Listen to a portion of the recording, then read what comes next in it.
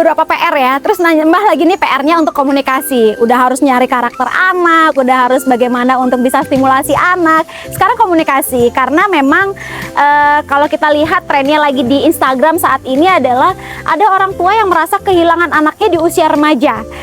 Padahal dulu mungkin kayak, ih kok lengket banget sih anakku, kok selalu bercerita dan lain-lainnya. Tapi ketika udah remaja, sekarang malah anaknya yang pergi. Nah, ini menarik karena gini, kita sebagai apa ya, kita bilang tamatan didikan VOC atau mungkin ya generasi milenial gitu ya, berpikirnya adalah kita selalu dilatih terbiasa dengan instruksi.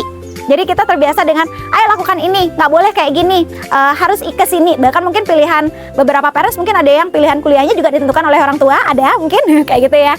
Dan itu adalah kita mengikuti, kita menjadi seseorang yang sangat penurut kayak gitu. Sedangkan anak zaman sekarang itu tipikalnya adalah tipikal anak yang menanyakan dulu, dan ini critical thinkingnya jalan, artinya mereka main critical thinkingnya. Kenapa nggak boleh ke sana?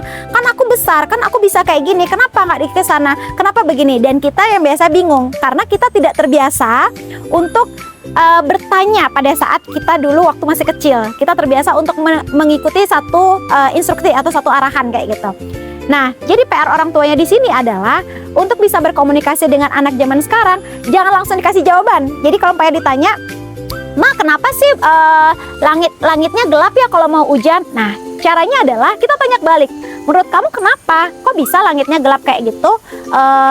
Kalau kamu mikirnya karena apa? Jadi dibalikin ke dia. Karena kita bukan tipikal yang ketika kita langsung ngasih jawaban, itu artinya kita udah secara nggak langsung kita udah menutup satu pintu critical thinking mereka. Jadi mereka nggak bisa berpikir, bukan nggak bisa ya, jadi mereka melewati satu proses untuk berpikir kritis. Jadi ketika kita kasih pertanyaan lagi, dia akan bertanya lagi, mungkin karena ini ya Maya, bener nggak sih kalau mau hujan langitnya langsung hitam, mungkin karena dia bawa banyak air ya Mama ya. Nah, baru habis selesai itu kita latih dengan beberapa pengetahuan, kita masukkan pengetahuan-pengetahuan baru. Ini karena seperti ini.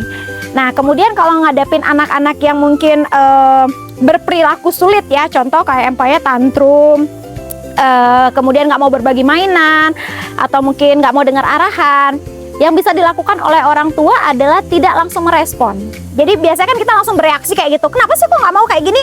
Atau mungkin kita udah langsung malu karena tantrumnya umpamanya di mall kayak gitu ya, terus ntar takutnya diliatin oleh orang-orang kayak gitu. Nah, yang bisa kita lakukan adalah pause gitu. Jadi diam dulu kayak gitu, diam dulu, tenangin emosinya kita dulu, karena secara nggak langsung ketika itu terjadi mungkin dia akan recall memori kita ketika kita masih kecil.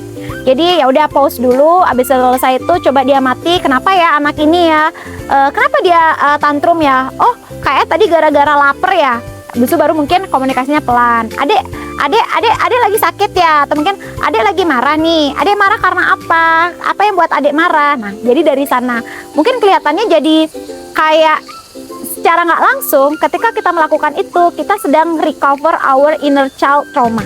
Jadi kita pelan-pelan juga sedang memeluk masa kecil kita yang lagi dulu aku nggak dapat perlakuan seperti ini, tapi aku ingin anakku dapat perlakuan yang seperti apa yang ingin aku rasakan gitu.